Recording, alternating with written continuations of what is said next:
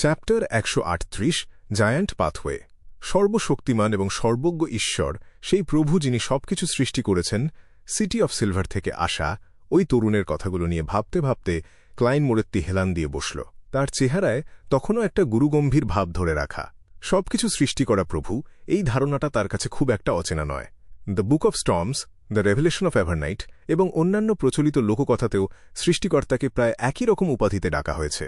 এমনকি অরোরা অর্ডারের মতো নানা গোপন সংগঠনও ট্রু ক্রিয়েটরকে ঠিক এভাবেই বর্ণনা করে।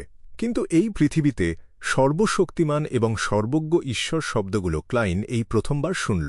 এভারনাইট গডেস, লর্ড অফ স্টর্মস কিংবা god of steam and machineries, এদের কেউই কখনো নিজেদের সর্বজ্ঞ বা সর্বশক্তিমান বলে দাবি করেননি। যদি সিটি অফ সিলভার সত্যিই ফরসাকেন ল্যান্ড অফ গডের ভেতরে থেকে থাকে, তাহলে এই ফরসাকেন ল্যান্ড অফ গড নিশ্চিতভাবেই এই পৃথিবীরই কোনো একটা অংশ। প্রাচীনকালে বেঁচে থাকা মানুষেরা হয়তো সৃষ্টিকর্তাকে এই সর্বশক্তিমান এবং সর্বজ্ঞ ঈশ্বর উপাধিতেই ডাকত। ভাবতে ভাবতে ক্লাইন তার সামনের দিকে বসে থাকা তরুণটির দিকে তাকাল। সে দেখতে পেল ছেলেটার চেহারায় কেমন একটা গভীর যন্ত্রণা আর বিষাদের ছায়া খেলা করছে।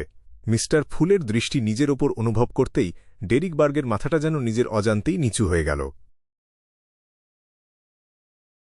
বাবা মায়ের কাছে শোনা পুরনো দিনের রূপকথাগুলোর কথা মনে পড়ে গেল তার। সে খুব ধীর এবং বিষণ্ণ গলায় বলতে শুরু করল। যখন আকাশ থেকে সূর্য পুরোপুরি হারিয়ে গেল, মেঘগুলো যখন ফালাফালা করে ছিঁড়ে গেল আর কেবল বজ্রপাত আর মেঘের গর্জনই যখন আমাদের একমাত্র শাসক হয়ে দাঁড়াল, ঠিক তখনই অন্ধকারের ভেতর ঘাপটি মেরে থাকা দানবরা হঠাৎ করে বেরিয়ে এলো। সে যে কি ভয়ঙ্কর সব প্রাণী, তা মানুষ কল্পনাও করতে পারবে না। তারা কিংডম অফ সিলভারের একটা পর একটা শহর স্রেফ ধ্বংস করে দিতে লাগল। মানবজাতির ইতিহাসে নেমে এলো অন্ধকার যুগ। এরপর সিটি অফ সিলভারের যে কয়জন অভিজ্ঞ মানুষ বেঁচেছিলেন, তারা নিজেদের সমস্ত শক্তি এক করে আর দুটো জাদুকরী জিনিসের সাহায্য নিয়ে অবশেষে অন্ধকারের প্রাণীদের আক্রমণ ঠেকাতে সক্ষম হলেন। এরপর তারা আস্তে আস্তে শহরের চারপাশে অন্তত একদিনের হাঁটাপথের মধ্যে থাকা সমস্ত দানবদের নিশ্চিহ্ন করে দিলেন। এভাবেই তারা এমন একটা নগররাষ্ট্র গড়ে তুললেন যা মানব সভ্যতার শেষ আলোটুকুকে সযত্নে আগলে রেখেছিল।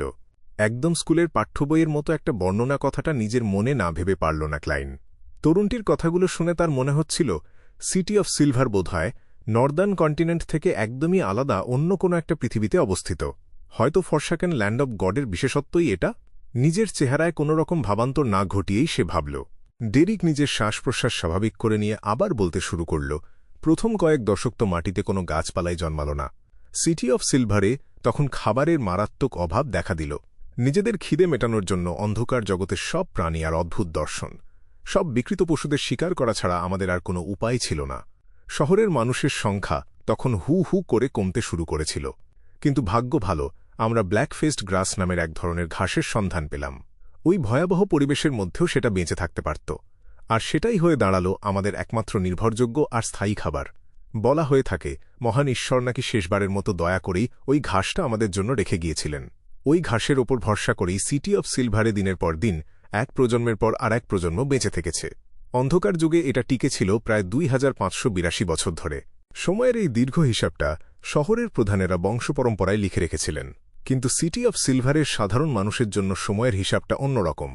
যখন খুব ঘন ঘন বাজ পড়ে, আমরা সেই সময়টাকে বলি দিন, আর যখন বাজ পড়া কমে যায় তখন সেটাকে আমরা বলি রাত।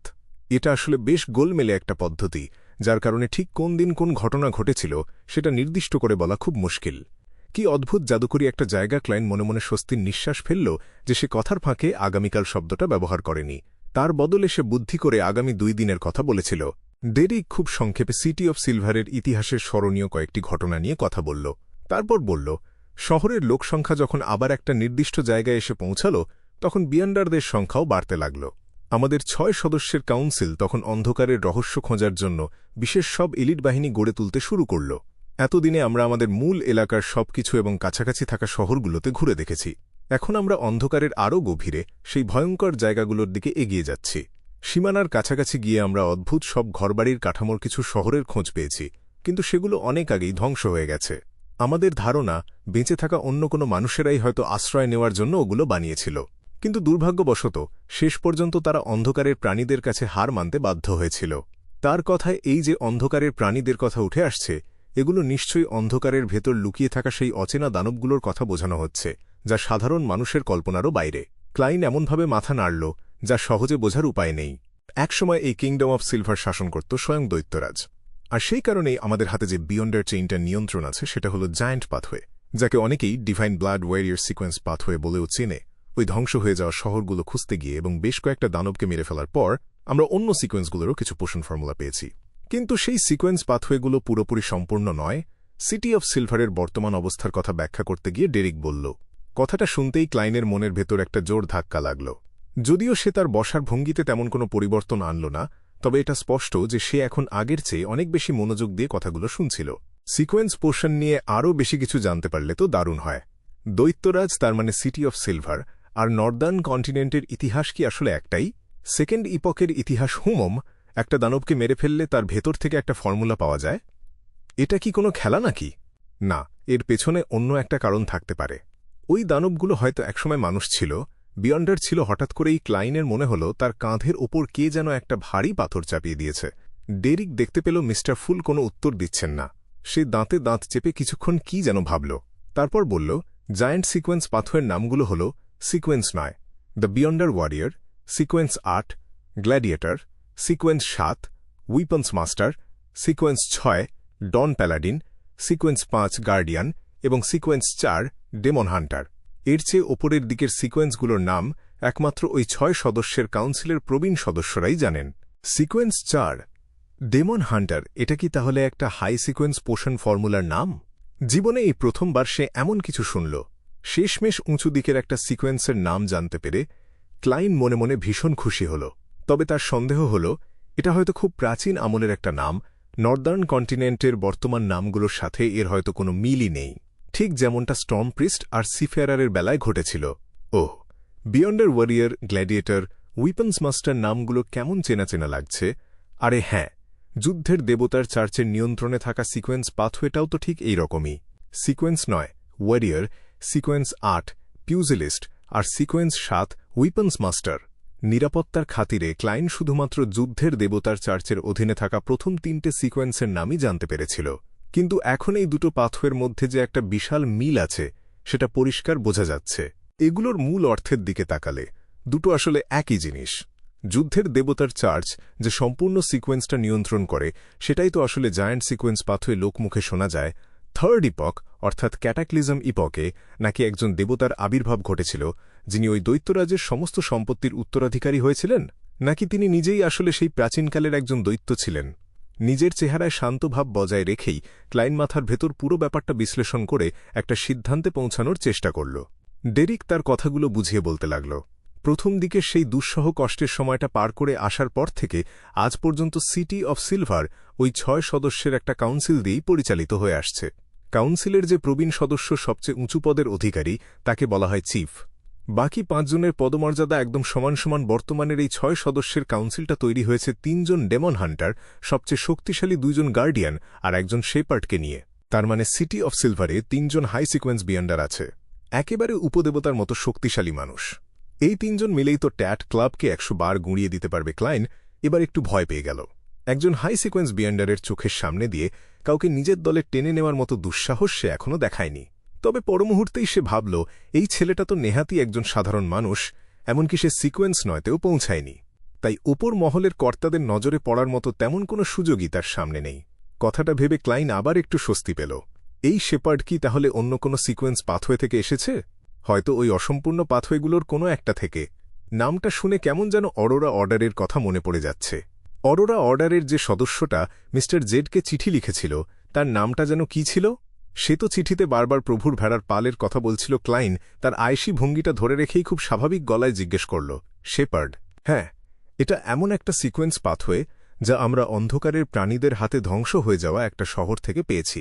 এটা কেবল সিকোয়েন্স 5 শেপার্ড পর্যন্তই পৌঁছাতে পেরেছিল, কিন্তু এল্ডার লোভিয়া ভীষণ শক্তিশালী, অদ্ভুত আর ভয়ঙ্কর একজন মানুষ। বলা হয়ে থাকে একবার নাকি একজন হাই সিকোয়েন্স বিয়ন্ডারের সমান ক্ষমতার একটা অশুভ আত্মার সাথে লড়েও তিনি কোনো রকম আঘাত না পেয়ে জিতে গিয়েছিলেন। তাই 6 সদস্যের কাউন্সিলে যখন একটা পদ খালি হল, তখন সবাই মিলে শুধুমাত্র তার জন্যই একটা বিশেষ নিয়মের ব্যবস্থা করেছিলেন। কথাগুলো বলার সময় ডেরিকের গলায় স্পষ্ট একটা ভয়ের ছোঁয়া টের পাওয়া গেল। ক্লাইন কিছুক্ষণ কি যেন ভাবল, তারপর হালকা হেসে জিজ্ঞেস করল, শেপার্ডের আগের সিকোয়েন্সগুলো কি কি? এগুলোকে আমার কাছে বেশ পরিচিত মনে হচ্ছে। তুমি তো জানোই, একটা সিকোয়েন্সের ঐতিহাসিক নাম আর তার বর্তমান নামের মধ্যে সবসময় একটু পার্থক্য থাকে। সিটি অফ সিলভারে পোষণের নামগুলো কিন্তু কখনোই বদলায়নি।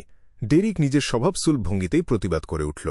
তারপর সে মাথা নিচু করে বলল, সিকোয়েন্স নয়, সিক্রেটস সাপ্লিয়েন্ট। ঠিক যা ভেবেছিলাম। নিজের ধারণাটা মিলে যাওয়ায় ক্লাইন দারুণ খুশি হল। এটা তো অরোরা অর্ডারের সেই সিকোয়েন্স নয়ের নাম। সিকোয়েন্স ৮ হল হুইসপার্ড, সিকোয়েন্স ৭ শ্যাডো অ্যাসেটিক, সিকোয়েন্স ৬ রোজ বিশপ, আর সিকোয়েন্স ৫ শেপার্ড। নিজের যতটুকু জানা ছিল ডেরিক তার সবটুকুই গড়গড় করে বলে গেল। হুইসপার্ড, লিসনার, এগুলো তো প্রায় একই রকম শোনায়। হে, টিঙ্গেন নাইটহক্সদের দেওয়া তথ্যের চেয়ে তো দেখি আমি একাই বেশি কিছু জানি। মেজাজটা বেশ ভালো হয়ে যাওয়ায় ক্লাইন ইশারা করে ডেরিককে কথা চালিয়ে যেতে বলল। ডেরিক এরপর সিটি অফ সিলভারের বর্তমান অবস্থাটা সংক্ষেপে তুলে ধরল।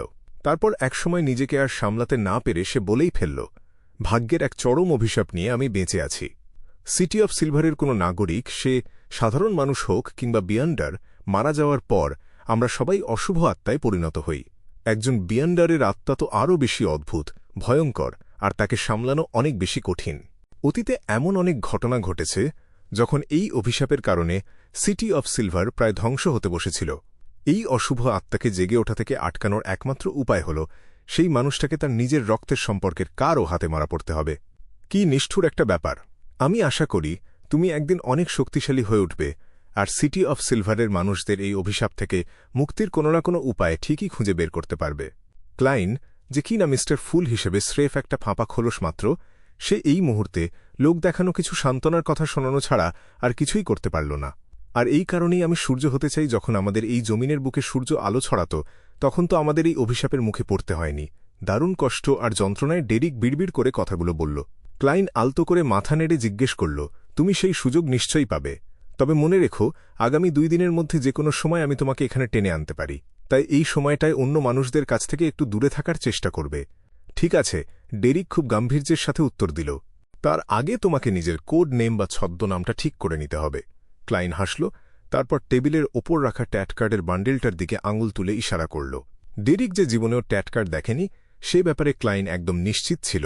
তাই সে সংক্ষেপে ব্যাপারটা বুঝিয়ে বলল, তোমার ছদ্মনাম হিসেবে এই কার্ডগুলো থেকে যে কোনো একটা বেছে নাও। তবে the full, justice are the hangman, এই 3টে বাদে অন্য যে কোনো কার্ড নিতে পারো। ডেরিক 2 পা সামনে এগিয়ে এসে ট্যাটকার্ডগুলো উল্টে পাল্টে দেখল।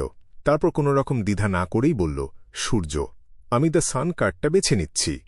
নিজের পছন্দের কথা মনে রেখো, জীবনের বাকিটা সময় এটা তোমার সাথেই থাকবে। ক্লাইন একদম ভণ্ড জাদুকরদের মতো একটা উত্তর দিল।